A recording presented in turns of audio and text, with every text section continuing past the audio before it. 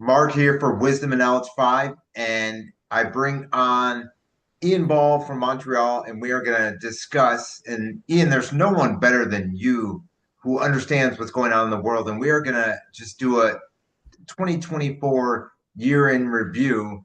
And thanks so much for doing this with me. I really appreciate your insights, and you have a lot to bring to the world in bringing, light and truth. So. Thanks so much.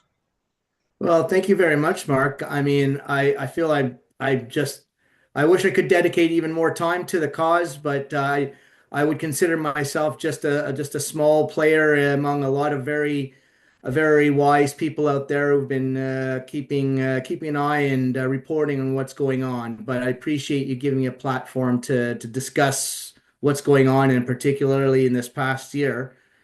So.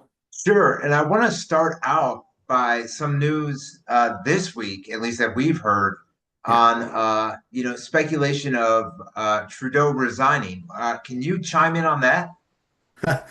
Well, it's been a bombshell, politically nuclear explosive week actually in Canadian politics.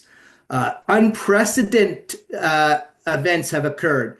So first of all, the Liberal government was supposed to table their what they call their fall basically update on the budget. Okay. And that's usually have to be done, within the month of October or November typically. And what happens is that when they present that, when they're in a minority government, then it can go to a confidence vote if the budget is not accepted by the opposition parties, and then they would dissolve Parliament and go to an election. So it's obvious that the Liberals have been trying their very best to avoid another confidence vote because they've had several this past fall, and they've been supported every time by the party that's called the New Democratic Party, or the NDP, who's led by Jagmeet Singh, Hmm. and he's been basically a lapdog. And they joined together in what they call the Supply and Confidence Agreement, in which they would the NDP, which has enough numbers to support the Liberals to give a majority vote on any bills that they pass. Okay, and this has been going on for several years now. And what happened is in the autumn, in the early fall, Jagmeet Singh did a big drama where he said he's ripping up the Supply and Confidence. He no longer supports the Liberals, but he's been propping them up in every single confidence vote. There's been at least three of them. All right.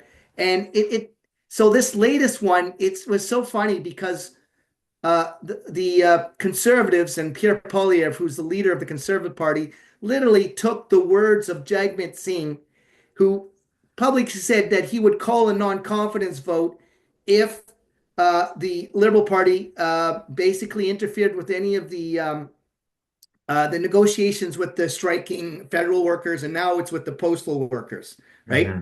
So he took those very words that he said and to public to everybody, and he made it into a confidence vote, and they voted against it. They still Hmm. supported the Liberal government. So Jagmeet Singh has completely he has for a long time undermined his credibility, but now the NDP is going to be shattered as a third party status in Canadian politics. So what happened was on Monday, the very last moment before the 2 days before the House of Parliament was to close for the holiday season, Christine Freeland, who's the first lady minister of finance, was supposed to present the budget on Monday. Okay, table it. She sent in her resignation letter and announced that she was resigning on Monday morning. It's unprecedented. Now, what happened was is that on Friday, apparently, the letter revealed what happened was that uh, the man-child tyrant, if you don't mind me calling him that, when I'm No, referring that's to Justin fine. Trudeau, he basically said he was going to move her out of that position and give her another cabinet position, and but she was still responsible to present the fall update. which was an absolute disaster. And in a way, she did kind of a political savvy move because the last finance minister went through a similar situation. He just had his tail between his legs and went off into the sunset of politics. It's just gone. Hmm. And she decided to take a fiery approach because he's one of the contenders for the Liberal Party leadership. So she took a different approach and publicly, showed their dirty laundry in public. And so that was a disaster. And not only that, can you imagine when they actually tabled the budget? That's exactly what they did. They put it on the table. They said, okay, here we table the budget. And the House Speaker of the Liberal Party then ran off. Fair They enough. didn't. So guess what we discovered shortly after because they revealed it to they didn't even give the opposition parties a chance to question them even without the presentation. And the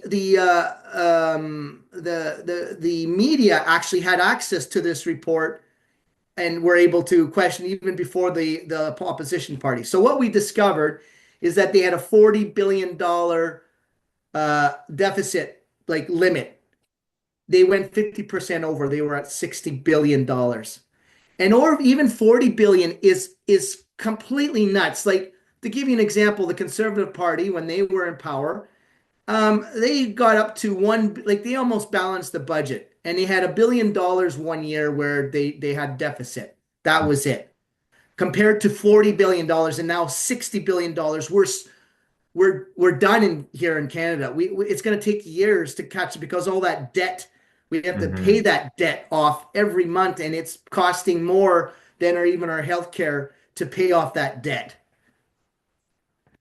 So it's almost Yeah. like been a deliberate. So let's take a step back. Let's tie this into what what I suspect that's been going on here. I don't think that this is an accident. I mean, it's this level of incompetence. I think it's by design that they wanted to Hmm. crash the Canadian economy and make people more dependent on the system. Um, a real, underhanded kind of communist style, trying to give money to people and spend on all sorts of ridiculous programs that are so obscure and ridiculous, like programs for sustainability, and equity in some third world country in Africa that's run by a corrupt government. You Hmm. know that it's just money is going off in all directions, um, and the number of scandals. So if you talk about the number of scandals, it's unbelievable. Every week there's a new scandal that is being exposed. So it's almost like Canada is like a test ground first of all, to try to push um, the economic collapse to the maximum. Number one. Hmm. Number two, the woke agenda, where they're just pushing the DUI, and the woke movement to its maximum here in Canada. But there's been luckily a lot of pushback. Even there has been pushback against it, but they've been pushing it in all sorts of different ways. Hmm. Um, the open borders, that is a serious problem up here in Canada. We are having it's so out of control right now. We have we were bringing in more people, like more than 1.5 million people per year, including temporary students that then could apply for literally for a refugee status or something like that. Um, and that's equivalent to like a pretty large city in Canada, Hmm. 1.5 million people per year. All right. And it's overwhelmed not only the house, that's why our housing market has literally it's crashed. It's no longer it's a nightmare. It's not a dream, it's not a Canadian dream, it's a Canadian nightmare Hmm. because young people have right now no hope to buy even a small home. It's out of reach it across the country. 10 cities that have sprouted out in places that you would never expect them. In towns like Halifax, having tent cities, people that have to move out, elderly people who either young people are living with their parents or elderly people who have to move out and live with their kids. Hmm. Um, People living in vans and so forth. So it's really it's a real mess up here, but have And so this has been going on for a few years, obviously. And I think that we are starting to see some winds of change. And I think the population, even those that have been supporting the Liberals, are starting to realize that the gig is up and they can no Hmm. longer support this level of corruption. So, yeah, and so they're also, by the way, they've also been trying to pass these very restrictive censorship bills in Canada. Like, for example, right now, like Canadian news outlets, from the mainstream media all the way down to the independent, alternative, YouTuber, they aren't able to publish on like, for example, Facebook, because Yeah. the Canadian government said, well, if you're going to put in our news, like the CBC News on the, on the Facebook, you're going to have to pay for it Hmm. for publishing rights. Okay, so well, they just said, okay, bye bye. We just won't publish it. So they Hmm. blocked it. And so but that's again by design. They knew that. Okay. Hmm. And it's all these other, like the Online Harms Act, which is supposedly to try to restrict, uh, child pornography and so forth. But actually, we already have laws to protect against that. But there's just all this other part of that online harms bill, which basically says that if you have some sort of harmful speech towards someone feels offended, you could literally go to jail for years for that. Jeez. Yeah. So Uh, but luckily it hasn't completely gone through, because it has to go through, three readings. It has to go to the Senate. The Senate has to put it back. If they have questions, hmm. or it goes back to the House. So that one hasn't completely gone through yet. But this is what we're facing up here in Canada. And, Trudeau he's the poster boy for the WEF. He's been Hmm. pushing this agenda. He is full on in on this agenda. Yeah. There's so and on his puppets that are part of his government. And I've been following closely the various committees, and for all the various scandals that's been going on. And it's just clear that they're trying to do everything they can to cover it up in a filibuster. It's So that's what we're facing up here in Canada. And also, the most recent one is this just happened yesterday. Um, some very important, independent outlets like Northern Perspective, that had been reporting on Christian Freeland and the various things that have been happening in House and Commons. The CBC is trying to go after them. Mm. Okay, the mainstream media and is trying to go after them for copyrights and things like that. But it's just they're just it was a blitz that they did just yesterday, Hmm. and also some other alternative media outlets as well. So it's like they're trying to crack down on the independent media right now in Canada. It's like a last death roll, because they're gone. They're on the chopping block. So one of the good things that's going to hopefully happen as soon as Hmm. the Conservatives get into power, and one of their big promises is to cut the CBC. They're out. Hmm. $1.4 billion a year goes to this media corporation that is simply a mouthpiece and narrative for the government. Yeah. It is so obvious. It's not even, and that's why they are much hated in Canada. They get jeered wherever you see a CBC reporter, especially during the COVID times. They wouldn't even show that. They had to basically disguise themselves if they wanted to do Hmm. any reporting in any of these events, but they wouldn't come up. They would just tell lies about it anyways, about any of the demonstrations, about the Freedom Convoy, just grotesque Hmm. lies. And just remember that Christine Freeland, she is probably one of the most hated politicians in Canada, because she was the person that represented the government when they were freezing the accounts, the bank Oh, accounts. okay. And she Hmm. literally, if you look at the when she was giving the press release, or she giggled at one point. She was like Hmm.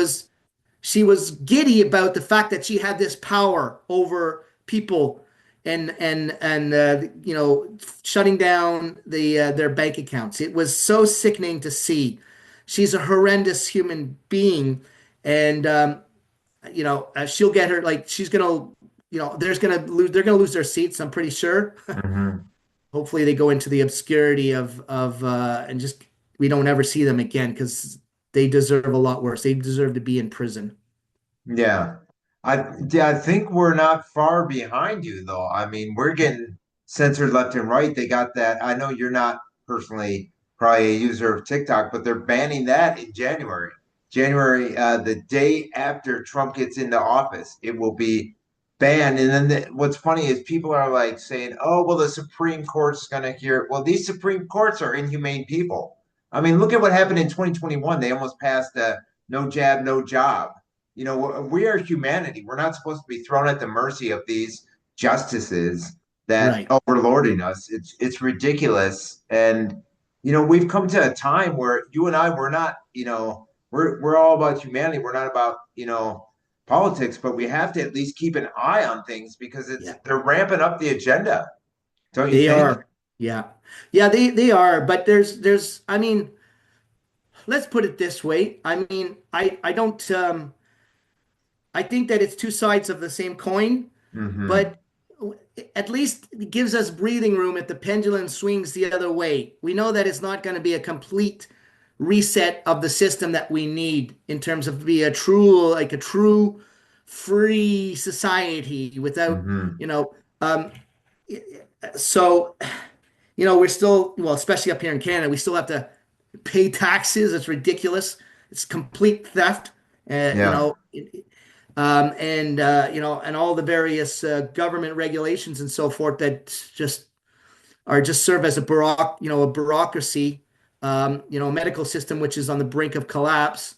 So anybody in the States who thinks that the Canadian Medicare medical system is a great model, Mm-hmm. no, I'm afraid that I would go with the private system at a without a hesitation. Okay. And people that would just, with, paying for insurance, people would just have to pay for insurance to cover Mm-hmm. their medical coverage. I think that system is not perfect. It has, a medical system that's based on profit. Obviously, we see a huge problem with that as well. But it's right now where it's so bad. I'm seeing it on a regular basis because my father needs to go into the hospital often, for appointments and so forth. And he was in the emergency last year several times. We spent a lot of time in the hospital, my siblings and I, and it's just seeing it firsthand Mm-hmm. is unbelievable. It took me 10 years to get a family doctor here, and waiting lines are, you forget about going there unless you've got a fatal injury. It's a disaster. Mm-hmm. Well, I think even in America, like recently, I got my old car totaled, right? Somebody Mm. hit a deer. They didn't stop. Oh, They dragged the deer like three-quarters of a mile. So I swerved to not hit the deer. This might have been like a half an hour later or whatever. I run mm, into this tiny little rail, that's like just wire. And they came yep. after me within a month using a collections agency. And then I get a bill today, get this, saying your insurance hasn't done anything yet. So my insurance told me they would take care of it. This is a collections agency out of Oklahoma. And get this, my Progressive insurance, I'm sure you've heard of Progressive. It's one of the top insurances. They tell me that every state uses these collection agencies. So back in like October, this happened. I didn't cause any damage to anyone. I hit this rail. And if the rail wasn't in the median in on this highway out here in North Carolina, my car wouldn't have been totaled. They're coming after me, and then they charged it 10% extra. I mean, there's so many, government organizations. This is NC Dot, Department of Transportation. Who's Mm, doing this? And look at what happened over in Asheville. They can't fix those roads. They have to, coming after somebody. They don't care if you're alive. And who mm, reported it? Probably the sheriff. The sheriff was the one that was there. Who else would have reported it? You mm. know? Right, right. And I guess I talked to somebody, one of the people that comes into my work, and they said they fought it because back in the day, there was live Google Earth, and you could Mm. show them the timestamp thing where it shows that you did not do any damage to that thing, that it looked the exact same. And it's just ridiculous. I mean, luckily my insurance got right back to me and they said, we'll take care of this by Monday. You'll get a response from us that it's paid. But they, and in this organization, because I asked my claims adjuster, I said, why do they have not have a better business bureau accredited? He said, why do they have a 1 star out of 5? And he said, look, they're a, collections agency. They're not going to have good reviews. But they even go as Mm. far as this company, Claims Management Resources, they put like the CEOs and all the top people's names on their website. They use fake names. One of the last names is Rambo. Two of them are Fudge. Oh, come on. It's so obvious, but Wow. it makes you wonder in the US how many different organizations there is screwing the people. I don't think we're far behind you as far as Yeah. getting screwed. Yeah, no, I understand. Yeah, it's different types of, ways. Ours is just more directly through the government itself at the Hmm. different levels, at all levels, municipal, provincial, and federal, Sure.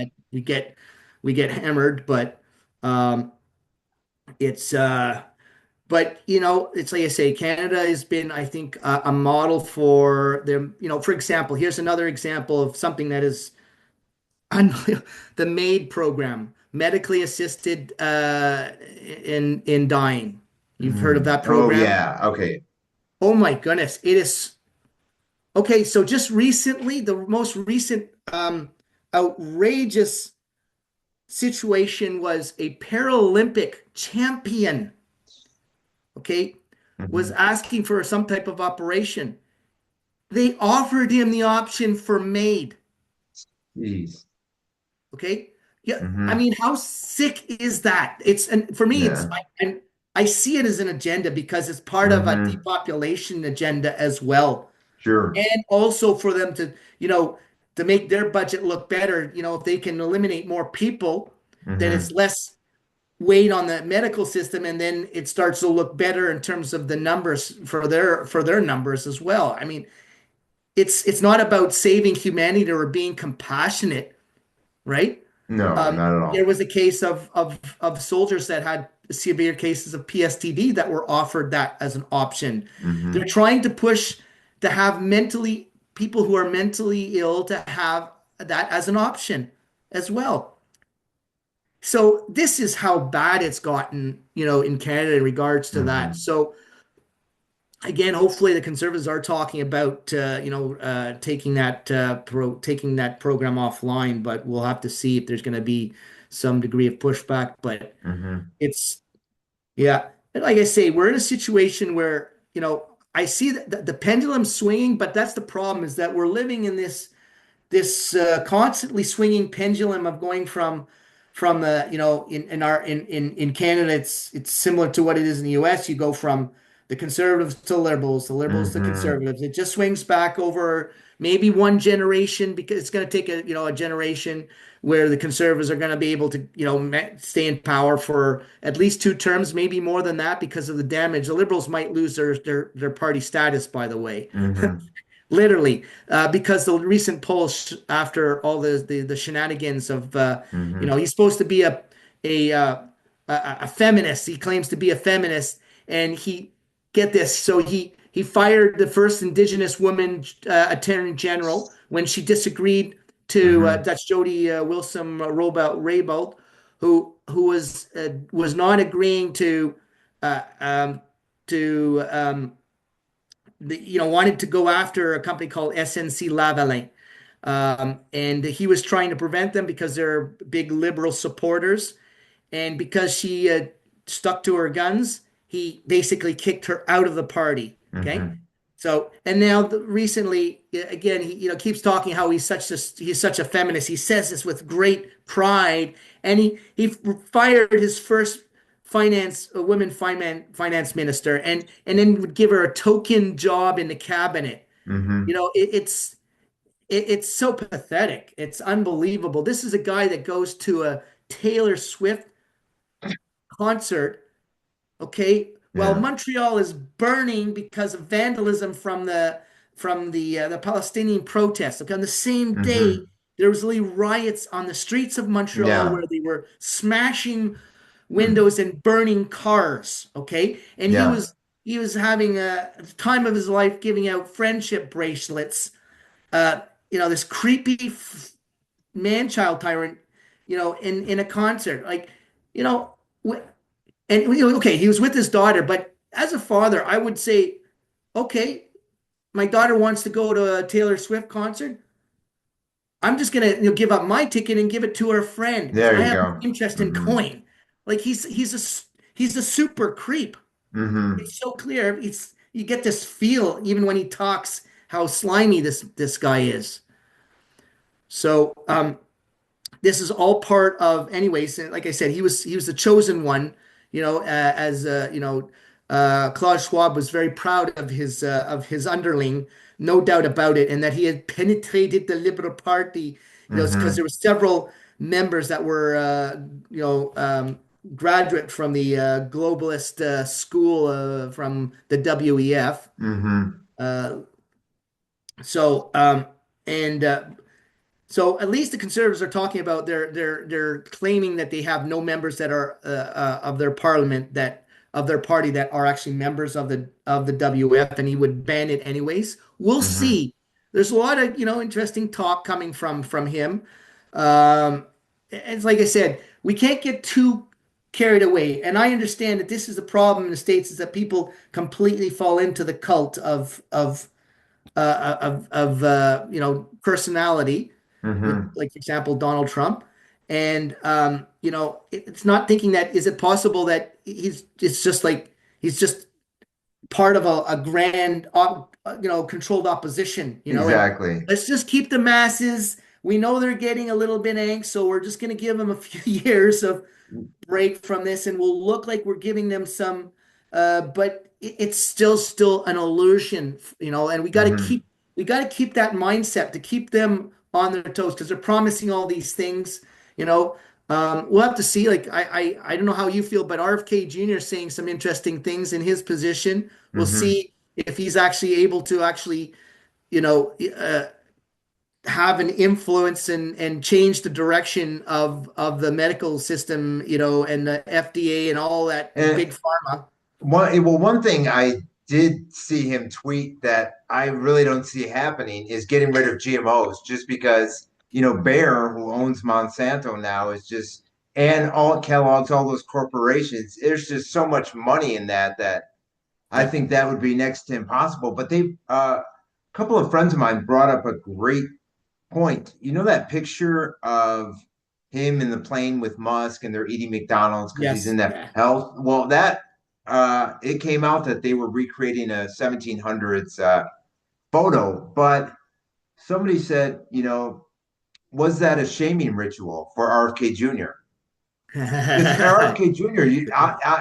It obviously doesn't, or at least she supposedly doesn't, eat that stuff. Now, me personally, I'm not surprised that he aligned himself with Trump because when you were going to the, World Freedom rallies, I was Yes. going to them over here, and this was 2021. I went to one in California, and it was a Trump 2024 rally, and it had Trump Kennedy flags. Yeah. So I'm not surprised that he aligned himself with Trump one bit. Are you? Uh, well, not totally, but it like he was seemed to be trying to get into the Democrat Party. It And seemed like he they was said no way. initially, and Yeah. they completely shunned him, Hmm. and literally tried, and then they tried to keep him on the ballot so that he would try to maybe steal votes from Trump. Like Well, they he were was on the actually, ballot in several states because I yeah, interviewed the Libertarian candidate and he yeah, got screwed over by that. They fought in North Carolina and got him removed off the ballot yeah. here in North Carolina.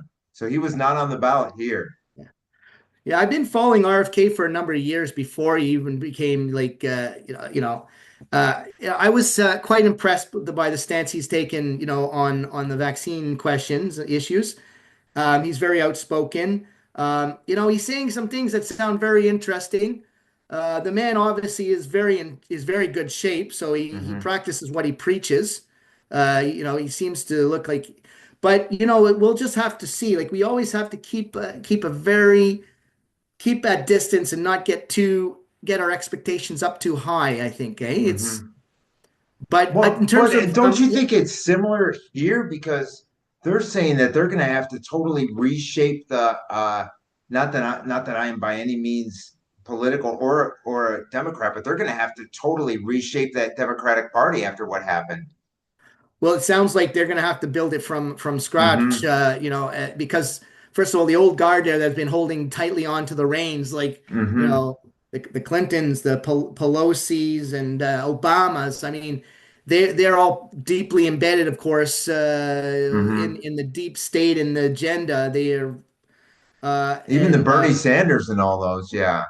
and yeah, exactly. So it's like I think that it's going to be interesting to see if they're going to have to really, reset and find new faces and find a new kind of like they went too far to the left, just like the liberal parties Hmm. here went too far to the left, and they lost. It seems that they lost some of their bases, moved over to Trump. It seems that's my impression. Well, so many people here. I know you mentioned the protest over the Palestinian protest, but I think they're a bit different here.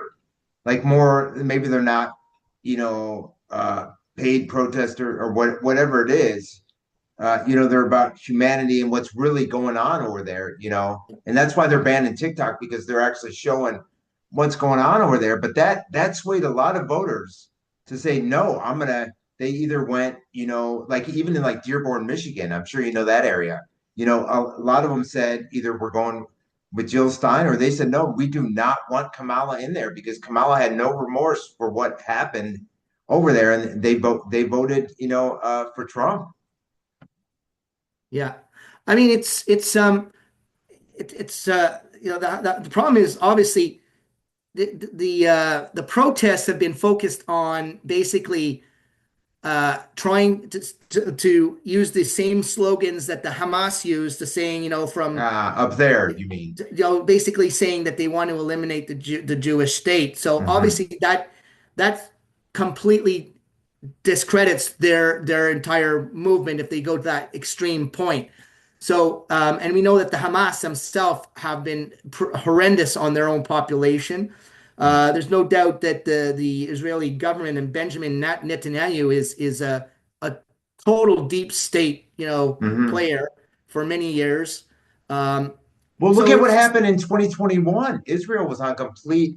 They were one of the first ones, I think, besides Australia and, of course, Canada was tyrannical to completely shut people out of like supermarkets and stuff Yeah, unless you and making got X and amount of jabs. enforcing the Yeah. shot onto the Hmm. population. Yep. They're one of the most highly Exactly. jabbed populations in the world. Absolutely, it's Israel has been always from my point of view. Um, Unfortunately, it's just been used as a geopolitical tool Hmm. to wield the power and the hegemony in the Middle East, with the backing, of course, of not only the U.S. but Russia as well. You know, Hmm. so that's always been, and so to the detriment of obviously, to a lot of Middle Eastern countries as well. But and now what's happening in Syria is quite an interesting development It as is. well, Hmm. where the rebel leader who's taking over was Hmm. actually the one that was a member of the ISIS movement originally, and he's Hmm. just rebranded himself, and he's wearing suits now to rebrand himself as a more a democratic leader or something like Yeah. that. So it's like a power move that I see that's happening right now in Syria as Well, well. what do you think about, us? You're obviously against the U.S. funding these and giving these billions of dollars, but let's shift gears. What about Ukraine? If we had not given all those billions of dollars to Ukraine, the country wouldn't have been destroyed, don't you think? Well, it's I think that if there was something done earlier in regards Hmm. to recognizing how the NATO was trying to push into Ukraine, that's Hmm. Yep. the underlying motivation here. All right, and it's just like the Monroe policy in the US, if you're familiar with that, in which they basically have a policy that says any, hostile nation is not allowed to set up a military base, Hmm. in the North or South or Central America or any, proximity. And so if they just apply that same principle, like Russia has been asking since the Second World War, basically, like here are the borders, and we're going to keep a buffer zone, like Eastern Hmm. Berlin, for example, and then the wall fell, and but nonetheless, at the Minsk agreements and so forth, they basically uh, there was a unwritten, I think it was even unwritten, but basically an understanding that NATO was not to advance into Eastern Europe countries. And they just gradually did it, one country Hmm. after the other, one after the other. And then they just wanted to move into Ukraine. And then for the past decade, the Ukrainian, once they had a NATO friendly, they did a coup basically. They had a coup and they usurped I forget the Zelenko, whoever it was, the Russian Hmm. uh, friendly leader was usurped by a Western country NATO friendly leader, and since that time they had also started to ramp up all of the suppression of ethnic Russians, particularly in the Donbass region, Hmm. where there was basically a civil war happening there for many years. Thousands and thousands of civilians have been killed. They tried to suppress the Russian language, and even within the past few years, they tried to also shut down Orthodox Russian churches and things like that.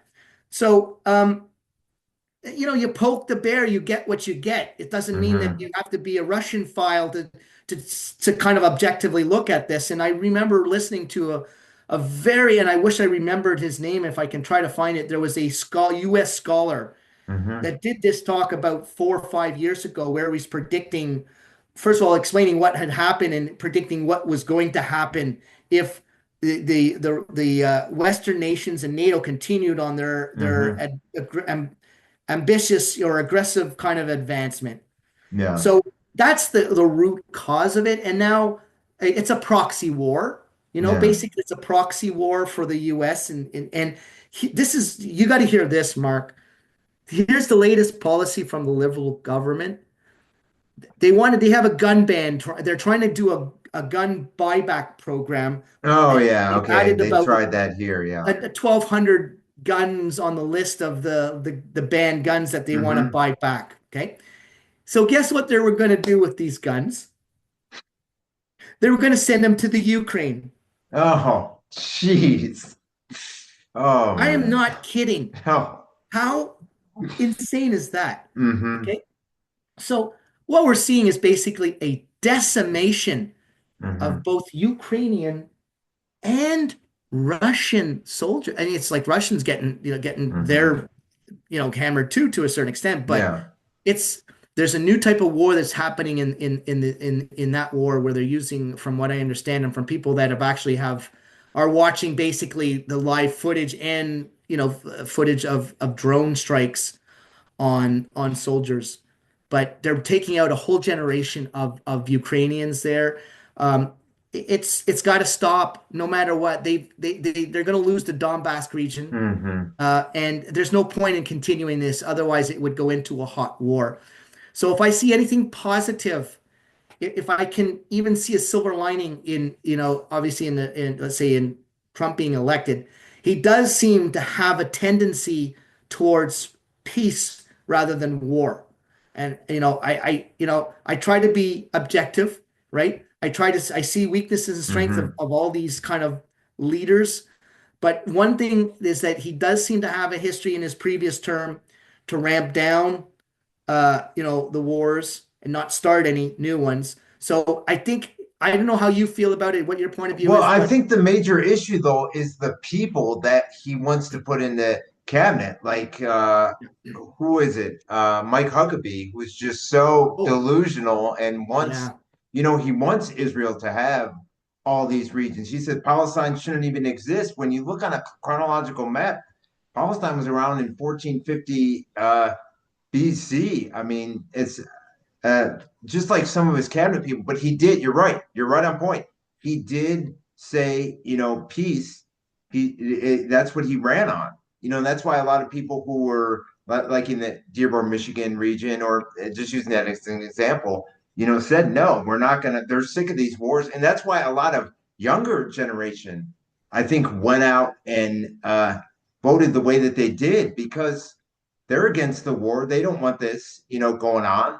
And and he did meet with Zelensky too. We don't know what that's about.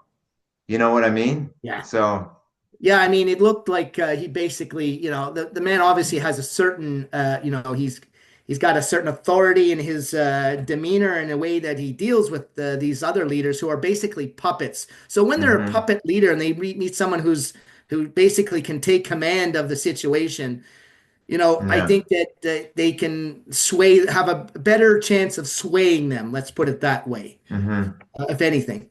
It's just like it's funny the way that I'll have to laugh at the way that Trump is trolling Trudeau right now. I don't know if you're Oh, I following. can imagine. No, I'm not, He, but I can he's imagine. he's he's actually trolling. He called him the governor of Canada and Canada the 51 Oh, first geez. But do you think for sure that Trudeau will be gone? I mean, how long has he been in office? At least 8 years, right? 9 years. actually Okay, I knew it was tormenting 8+ years. years. Yeah. I'll say eight because in the first year we thought we were actually in sunny ways, as he liked to call it. But can you break down for people here who don't understand that there's not an election like here, right? It doesn't Yeah, work so that we way. have election cycles similar, in terms of every like maximum 4 years, like 4 or 5 hmm years actually. Okay. Yeah. And so that's the actual term limit where they have to call an election. But anytime during that time, they can dissolve the parliament and call an election. Usually hmm that happens when there's a minority government. So of course, in here in Canada, we have five parties four official parties in that have been elected. So you have the Liberal Party, you have the Conservative, you have the NDP, and a party that's called the Bloc Québécois, which is only for Quebecers. Okay. But because Quebec has, like basically it has 7 million out of 40 million, in Canada. They have a certain influence. They get a certain number of seats in the House of hmm Commons. So even though they're not really, it's not a, it's a separatist party basically, but they get hmm into power. So the balance of power is that they have to have a minimum of and overall there's like what 350 seats in the House in the Canadian Parliament, and they need to have something like a minimum of I think 140 of those seats in order to or more to have basically more than half of the 350 to have the balance of power and to be called a majority. If they're less than that, then they're a minority. And when hmm you're in a minority government, typically they don't last more than 2 or 2.5 years. At some point, that the opposition is had enough, and they can just basically do a vote of non-confidence. And hmm so we have, similarly here we have a House of Commons, and then we have a Senate, and the Senate is just basically like it's supposed to be a non-partisan second sober thought about hmm policies that go. So they go there, and but it's been basically filled with liberal cronies now, so that's a problem in itself. Um, So that's yeah. So we're in the point of we're supposed to have an election no later than October 2025. Okay. Wow. Do you think Trudeau will last that long? Well, let's put it this way. Um, Jagmeet Singh, hmm one of the reasons that's he's holding out is they say it's for his $2.7 million pension that he's supposed to get in February That would 2020. make perfect sense. Okay. And you know what? His MPs are supporting that, saying, "Oh, we're not going to do a hmm vote in confidence until the end of February," which just happens to coincide when he's getting his pension. So Oh. no matter what, the optics look really bad. And there was just a petition because the Hmm. Canadian population, 60% of them want an election now. Okay. Yeah. And there was just a petition that was started today Mm. by a conservative member of parliament. Hmm. And I'm just going to tell you, her name is Michelle Ferrari. And Hmm. it started off when I signed, there was 165 Okay. signatures. That was a couple of hours ago. Yeah. Right now, I'll just tell you what the update is. Sure. Let me just do a refresher here. Oh my goodness. 21,175 signatures in 2 hours. That's Yeah. how I fast it is. I I believe it. Hmm. So, and we have until January 8th is when it's closed. So I suspect that this is going to break the record for the number of signatures Hmm. and hopefully making the threshold where they have to pay. So what they're doing is they're calling for the government to dissolve and to call an election for a whole list of reasons that they list in this petition.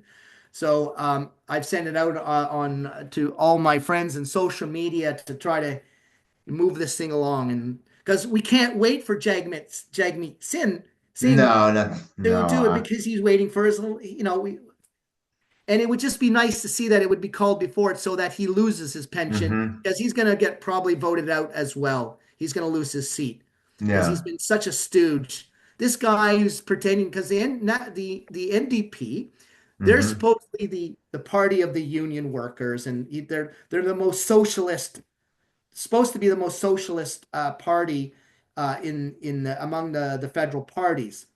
Although liberals have gone further left in terms of the woke movement, but Hmm.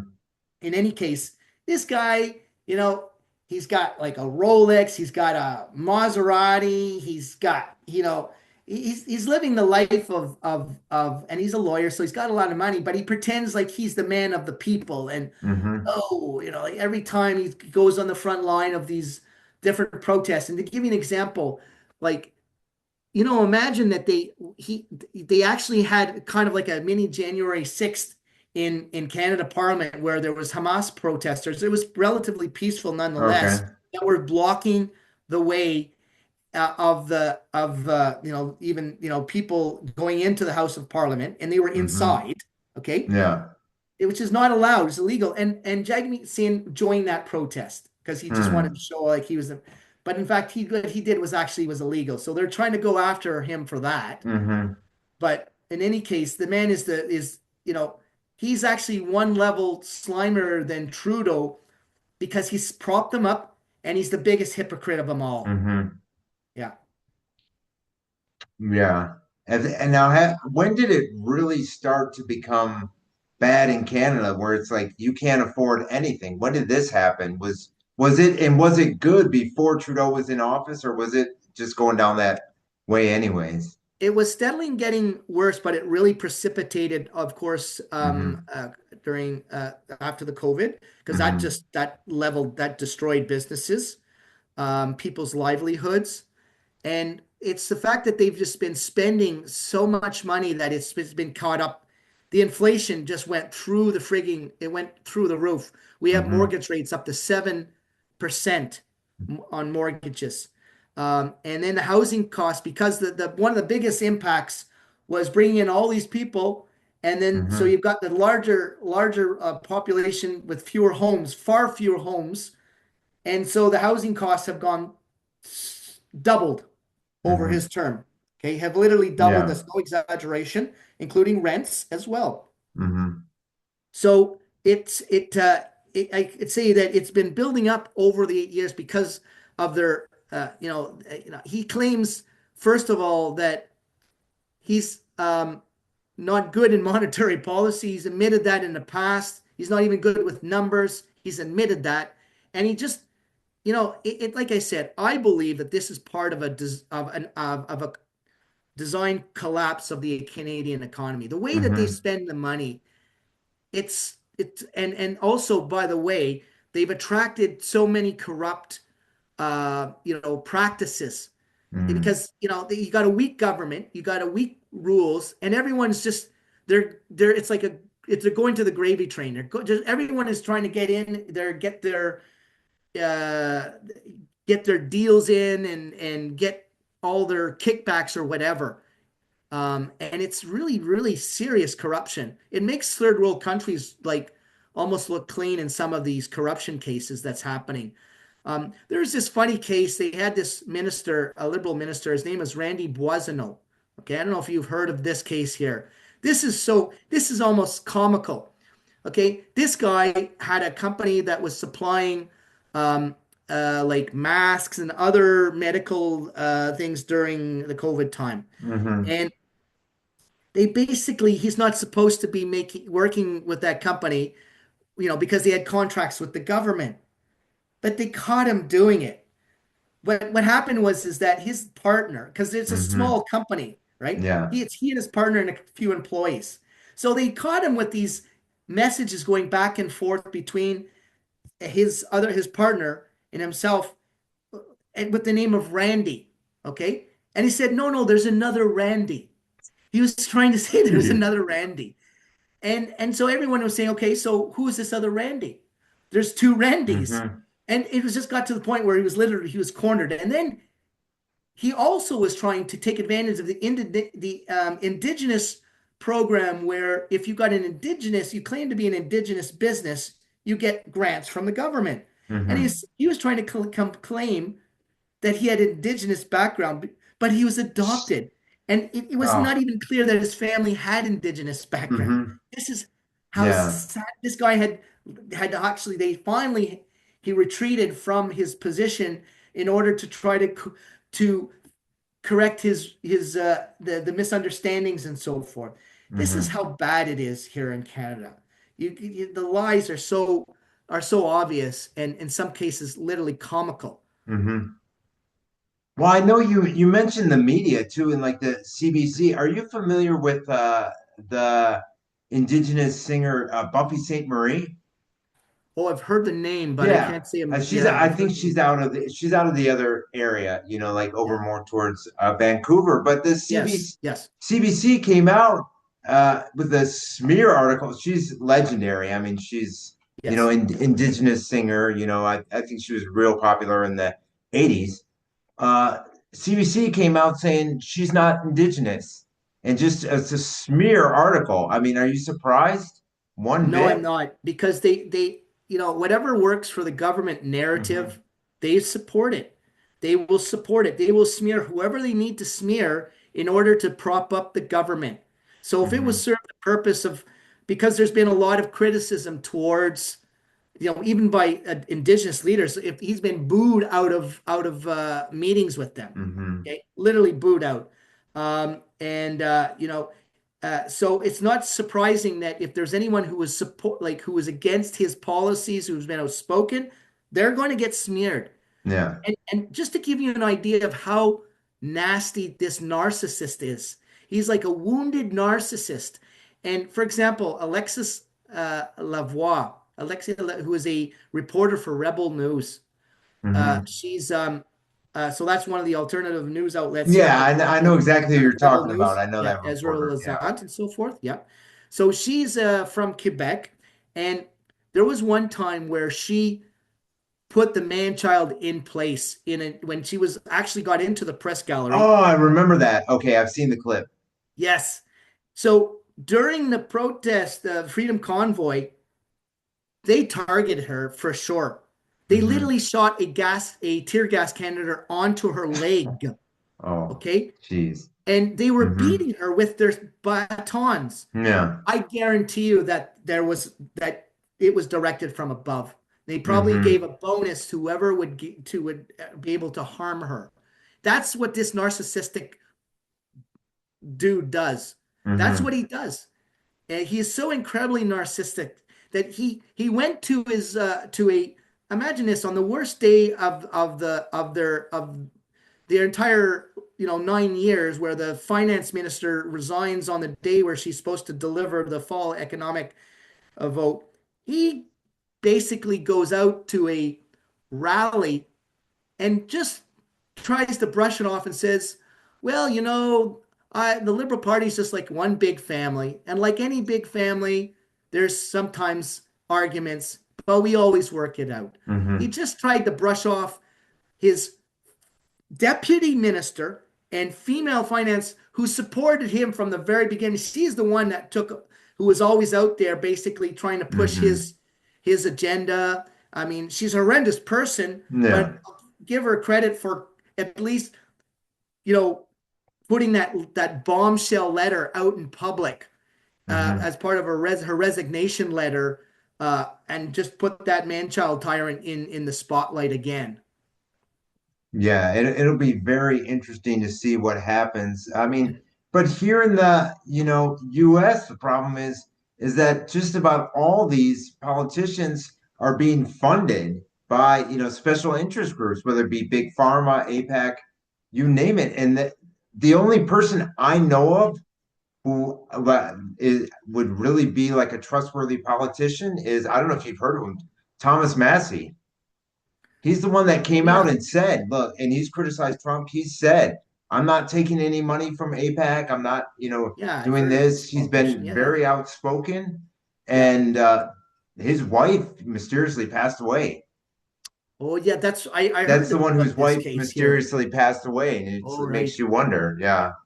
Well, it's like if we were to put ourselves in their evil shoes for a moment, you know, Hmm. they would probably want that person to learn a lesson because they want the other people to see the message. So they might Sure. take out people that they love first, just Hmm. as, it wouldn't surprise me at all how devious this deep state is, and the CEOs and all their trying to protect their Hmm. interests. But one thing I think we can share between both countries is just like when they had the convoy, people standing up, you name it, they got the Yeah. same thing here because we got with like the foods and stuff. I don't know if you know that I'm not promoting Kellogg's cereals by any means, but they got better ingredients in Canada than in Yes. US, and they went to Battle Creek and they marched, basically were spearheaded by I think moms across America, and they went there, and Kellogg's could care less, but their sales are dropping way down. Yeah. And so I think there is a big grassroots effort in both, uh, countries that's very similar. And this is where I see that RFK brought this, like, did, when he did that Hmm. famous speech where he basically declared that he was no longer a nominee for the, presidential nominee as an independent, and then he was joining the Trump movement. He did mention all the things in terms of trying, identifying the ingredient problem and so forth. Do you think that RFK, does he, is he emboldened? Do you think, like, do you think that he has any being influenced by any of these major parties? Because the way that he speaks, it seems like he does sound somewhat autonomous, but Yeah. I'm not sure. Yeah, I think you're on point there. That's the thing. One other thing that I noticed, maybe you didn't notice it in the US, is people standing up. Like, I don't know if they're just not aware of Agenda 2030, but Mm. there was a lot of people focused on that Project 2025. Have you heard of that one? Yes, I have. Yes. Yeah. And, it makes me wonder. I mean, like 2020 is the agenda. Yes. People should be more focused on that. But in the end, really, Project 2025 wasn't really too much of as big of a concern because look That's at what right. happened and I was not surprised one bit with the election outcome, were you? No, and I think because, of course, listen, I mean, whatever you got to think of it, I mean, the fact that there was two attempts on the man's life, I mean, there's no doubt that that's going to work towards his, to his advantage. I Hmm. mean, and the way that he kind of responded, it was a kind of a setup, a theater, or if it was for real, I honestly, I Hmm. don't know, but I think that honestly garnished a lot of, support. People would maybe, I think, started to pay attention to that. And I think it was too big to rig this time. I think because they didn't have the mail-in ballots. I think that was one of the key things that, that I think, what made a difference, that they just couldn't they couldn't fix enough of the machines to flip over things like that. Well, that and do you think that a lot of people were sick of the way that it was, like you said, but especially on the Democrat side, and why they need to completely revamp is they were way too woke in their agenda, Yes. and not only that, for her to run on things like, "Oh, I'm going to bring down your food prices," it's like you were part of the administration that raised these food prices, that raised the gas price, and we know it's not just the politics. That's not doesn't play into the factor of inflation, but people No, weren't buying her garbage, oh, you I think know? that that's an important, I absolutely, I think that was a key factor as well as the fact She that they was not basically likable at did all. a And there was coup. so much rift between the Democrat Party. Well, they wanted to have, someone else, and they wanted this and they wanted that. They wanted to actually, have a nomination instead of just giving it to They Kamala just and this basically and it that. was yeah, it was like a crowning and without a democratic process to go through the nom, and they basically, you know, ousted, Sleepy Hmm. Joe. And I think and just herself, like it's just the fact that she didn't do any interviews, and when she did, No. even if it was like softball questions, she was cringeworthy, like And inhumane to some of these people, like the yeah, Muslims and things like it that. I was mean, really, yeah, I could see that that was probably a huge factor as well, if not one of the determining factor. If there was a strong Democratic, let's say candidate, I think it would have been, easier for them to cheat because it would have been closer, and then they would have been able to play with hmm. the close that proximity. But yeah, it was just it would be too unrealistic to think that Kamala could ever win, with her weaknesses and the fact that she, just like also so-called borders are, but never really showed up. That famous interview where says, "Oh, the border, yeah. What about the border? Hmm. I've never been to Europe before, so I mean, That's That's nuts. Well, did you hear what they said today? And this is so obvious to us. The Wall Street Journal came out and said that the White House was hiding uh, the decline in health of Biden. We knew it from, the yeah, start. I mean, that's nothing new. And I think you can agree on this. It's just like the media. Is the media losing it in Canada because like people are tuning out the media left and right because if they yes. don't like Trump, they don't want to watch the mainstream news now and hear this, and they're turning to alternatives like X and uh, things. I think it's very similar in both countries. Yeah, we're seeing definitely there's a decline. I mean, that's why the CBC, $1.4 Hmm. billion, dollars, but their lowest viewing rates. I mean, they're extremely like their ratings have never been so low. The independent media is picking up massively, but Hmm. we still have like global news, CTV. We have several of our kind of mainstream But media. are there people so indoctrinated to watch them on a regular basis, or? Yeah, they still are in Canada. There's still a large number. Absolutely. It's I mean, still. I guess it's the same way in the U.S., but I think more and more people are saying no to it. They're sick of it. Yeah, I think that it's still, I still think that there's still a large number in Canada that are Hmm. very much duped by the mainstream media.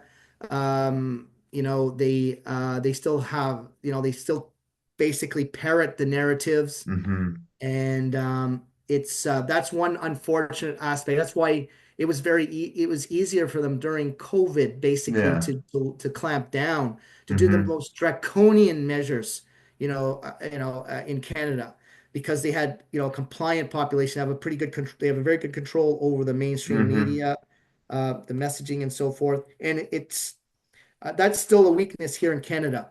It's there is like, let's put it this way, the number of people that are kind of waking up and are at the fringes of that have joined the Hmm. freedom movement or are starting to join in and on understanding what's going on, it certainly has grown. And just to give an Hmm. example, see, there's a lot of liberal people that are liberal supporters that don't want to vote liberal. Like there's been Hmm. by-elections. There was another by-election, by the way, on Monday, and it was out in BC, and it was a Hmm. liberal who was that lost their seat to a conservative. Ah, Okay, okay. so we're seeing this. In fact, Yeah. if there was an election that was called literally in January, there would be a massive blue wave. There would be a super majority. And like I Hmm. said, it's possible that the Liberals could be literally wiped out and lose their party official party status. Mm. So from that point of view, there are more people that, let's say, are joining the ranks of Hmm. I would call it the conservatives, but I still don't consider that necessarily woke people that are awake. They're just people No. that are their eyes are open enough to see that the liberals are so obviously Yeah. scandalous, right? Hmm. That they just want to change, but Hmm. they're still immersed in the narrative. Okay, Yeah. they're still, you know, even though Pierre Poilievre he's pretty slick politician. I'll put it that, like he's Hmm. sharp. He seems to show a certain level of integrity, and he's a very good speaker. He has got a good turn of phrase, so he's doing all the right moves. And so we'll just have to see. Hmm. But I'm not going to buy into this, and No. unless because it's still no matter what when they get into power, yeah, they might Hmm. cut a few taxes here and there, and it'll remove some of the burden. But the underlying problem, the fact that we're paying taxes, Yeah. is It's insane to nuts. begin with. I Hmm. would have this debate with anybody in Canada, and very simple. I would shut down that argument in a second and say, okay, in 1910 or 1920, how do you think that they built all the infrastructure? Hmm. They didn't have taxes back then, Yeah. right? Same in the Hmm. US before the Federal Reserve took over, and then Exactly. Thank you. Yeah.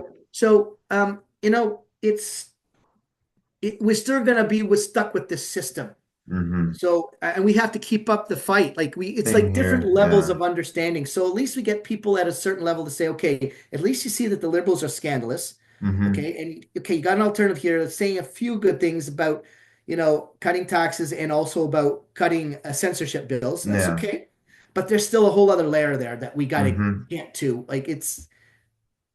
That's still a long ways away in Canada. I think you're closer to it in the States in terms of having a threshold of people that Hmm. understand, because you're a republic, you've got a constitution. That alone is a vast improvement in terms of what we got here in terms of Sure. our chart of rights. I think another country, I don't know if you've been following it, that is a mess right now is France with Yeah. Macron and everything. He's got to, he's got to step down basically. I think there was yeah, they're in trouble. Like in Europe, there's definitely, we're seeing a big turn going on here, a big shift. Hmm. Oh Whether yeah. it's in Austria or in Germany, also they're starting to go towards the more conservative parties, Hmm. and which would Look at be Italy. really.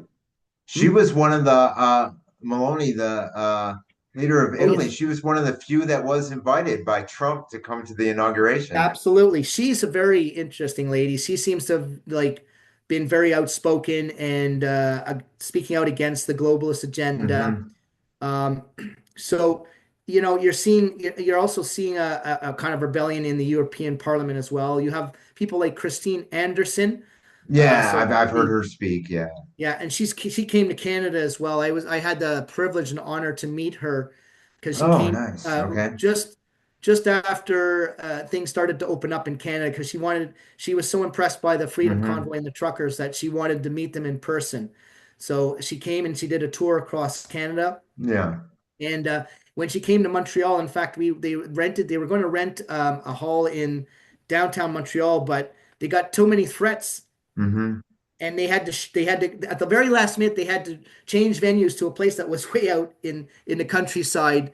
Yeah. But still, it was a full house, and it was Hmm. pumped to see her there. It was very, very impressive.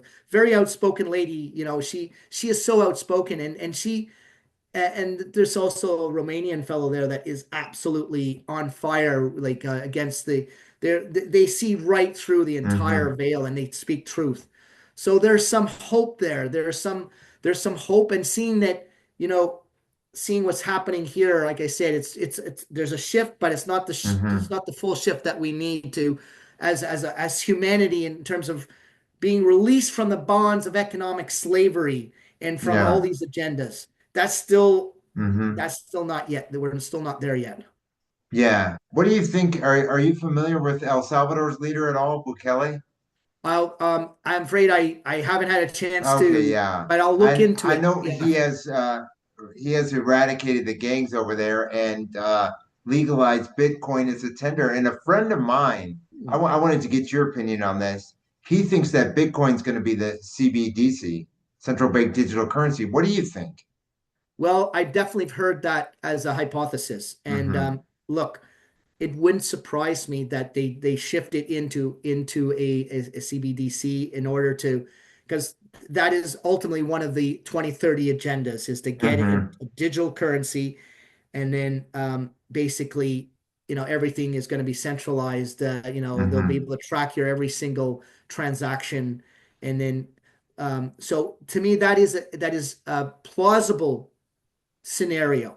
But I do feel that it's still relatively Wild West in terms of trying to get control of that. It's like my very, very superficial understanding is that it still would be hard to manage to Hmm. control the individual, let's say, did Bitcoin wallets or whatever, because they're all crypted. They're all crypted. So Yeah. I still think that that they might use that model and adapt it for another form of digital currency and then crack down on that on the Okay. Bitcoin. I see Yeah. that as a more likely scenario so that they can start from scratch and then they can build it. Well, let's start from scratch. You probably have Hmm. something in the background that's running ready to be implemented, to be honest, Sure. like, but I think that's the way they would go. They would eliminate all other digital coins and then try to Yeah. go with the central one.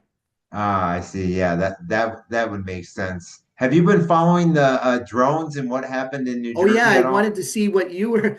We're following that closely up here in Canada because there seems to be a lot of sightings in a lot of different locations. Is Hmm. this connected to Project Bluebeam? Is this another distraction? Yeah, Trump certainly made some very interesting comments in terms of I his did hear. understanding. What does that mean? Like okay, so it's not foreign Hmm. powers that are involved with this. So what the heck is going on? Can you share any insight Well, on this? I was listening to Gerald Celente in his weekly, interview with Judge Andrew Napolitano, and Andrew Oh yeah. Napolitano had one in his when he was walking his dog. So he called the chain of command, like the officers, like the sheriffs or whoever, and Mhm. they, as much as they want to shoot it down or whatever, they're instructed to stand still and do nothing. And they also mentioned that they had earlier this week those secret meetings, Mhm. underground in Capitol Hill. Mhm. So they had secret meetings there. It's Mhm. yeah. So one of the theories that I heard Hmm. was the a guy who said he had some inside information. That's what they all say, but Yeah. anyways, that it's that the drones were not really able to, like, especially because at nighttime they don't have good visibility in terms of unless they have infrared or something like that.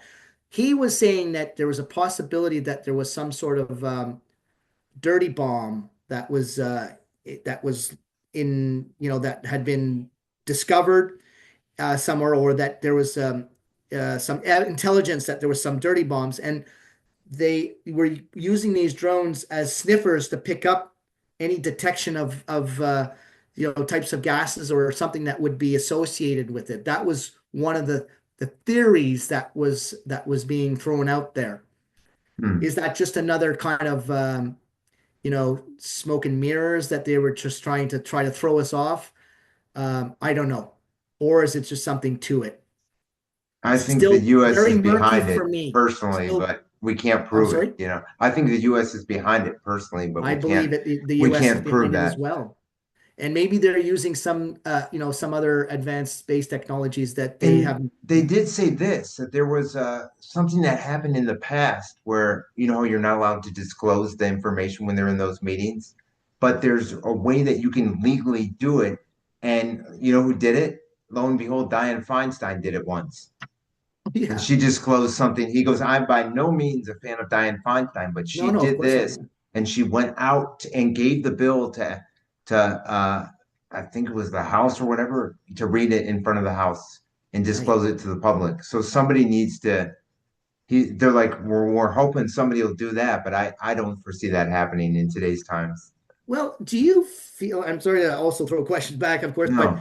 I, do you think that there's going to be more disclosure with a Trump? Because he's talking like the way they're talking, for example, releasing Hmm. the Kennedy files and things like that. Do you think That there's going to be more that's disclosure? a good point you mentioned that because I know earlier this year, you know, Andrew Napolitano was talking about that because he was, friends. He doesn't agree with, what Trump is doing on a lot of stuff. He's not, he, but he's friends with him. He can talk to him. And he said that Trump said to him once, "You don't want to see those files. You do not." He goes, "Judge, you don't want to see what's in those files."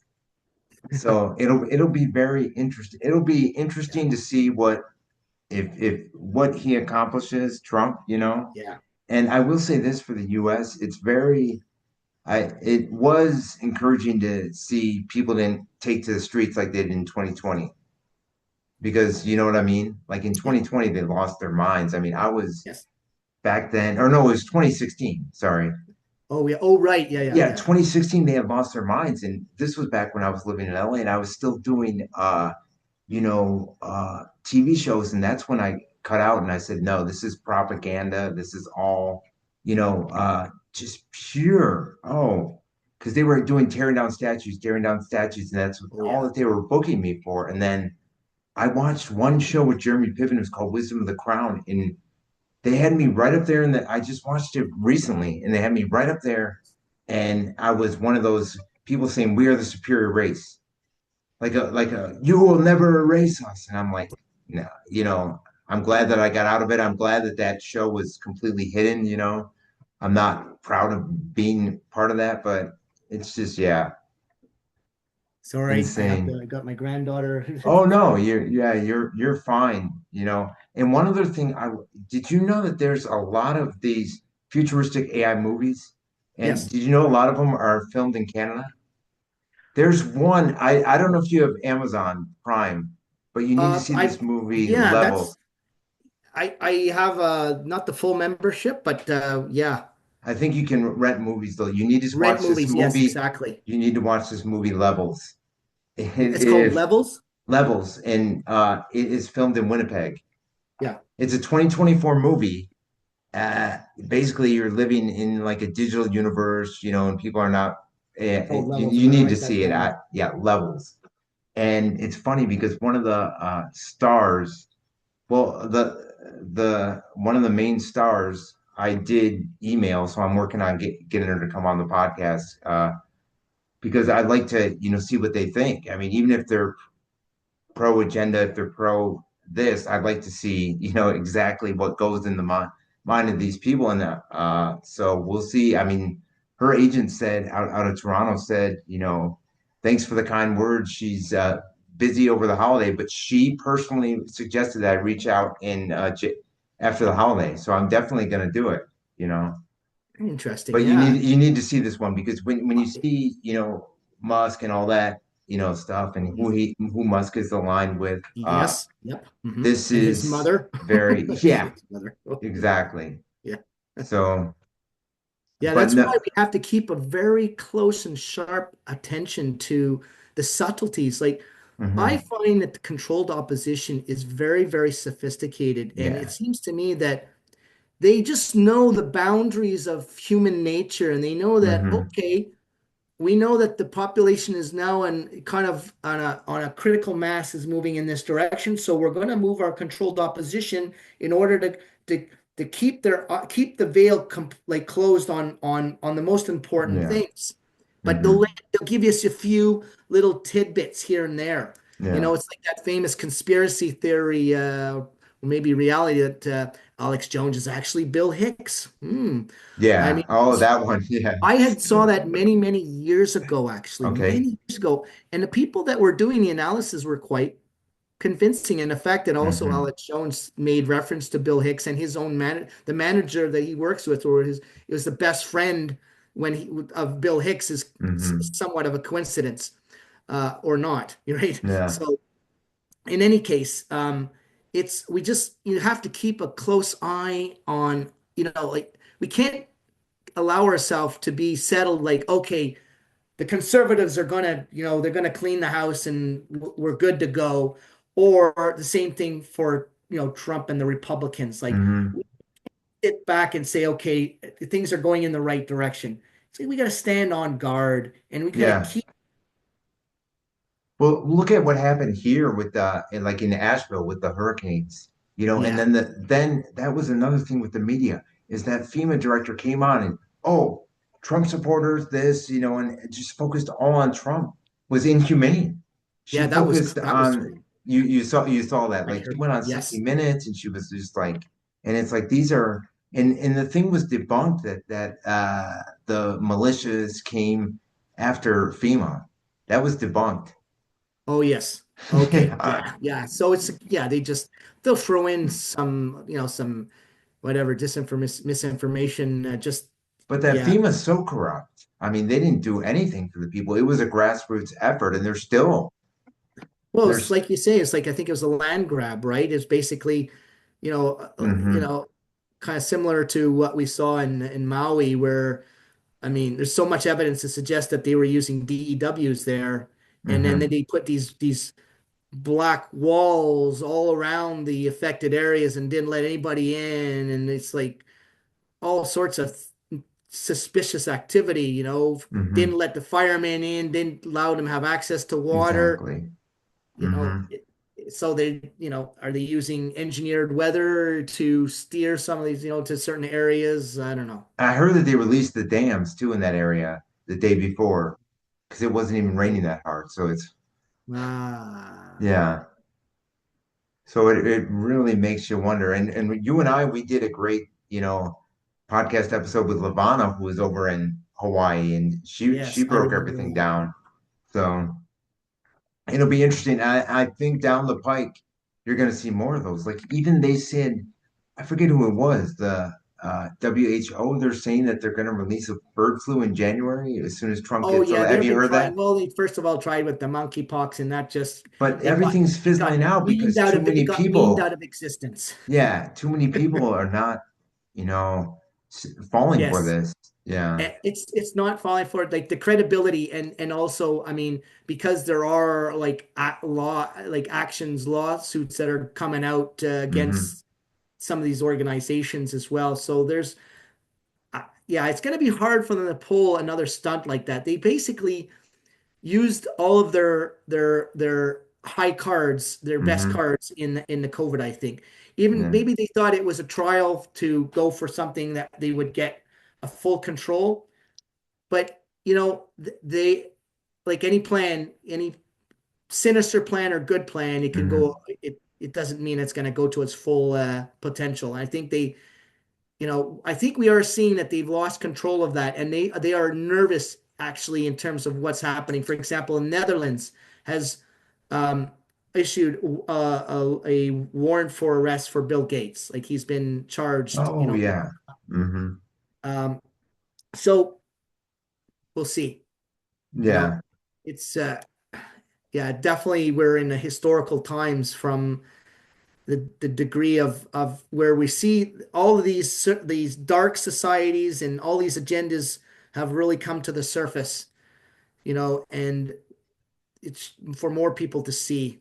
And And hopefully we won't see more of the things with the climate with like the fires and such. What do you think? well, that was again, they tried to use that very Hmm. effectively here in Canada, as you know, right? Yeah. Oh, yeah. And no doubt that there was like tons of arsonists that were going out there. They had a field day. Come on, going up in the northern Quebec area where it's like in the springtime, it's still snow on the ground up Hmm. there. And if it's no, like, it's gonna be wet, and there's no dry conditions there to even be near conditions for fire. And then anyways, all across the country at the same time, they had all these fires happen. And then immediately they talked about, oh, this is the climate crisis. This is because of climate Hmm. change, right? So they were going on, and then they had the fire in Jasper as well. Hmm. And it was suspected that they were leaving that also. There was evidence that that was, a planned event as well, Yeah. Oh, yeah. used as their arguments for climate change.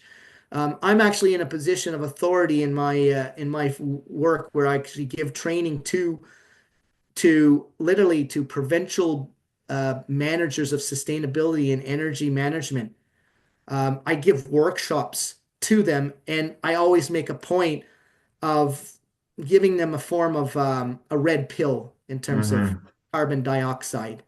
It's not hard to do, actually. I can make a few No. analogies and examples, and they start to think about it because Hmm. they want to do decarbonization, which means basically, kill off the population because we're carbon creatures. Carbon dioxide is the gas of life. Hmm. Uh, green trees love carbon dioxide. We need more, not less in the atmosphere. Sure. Yeah.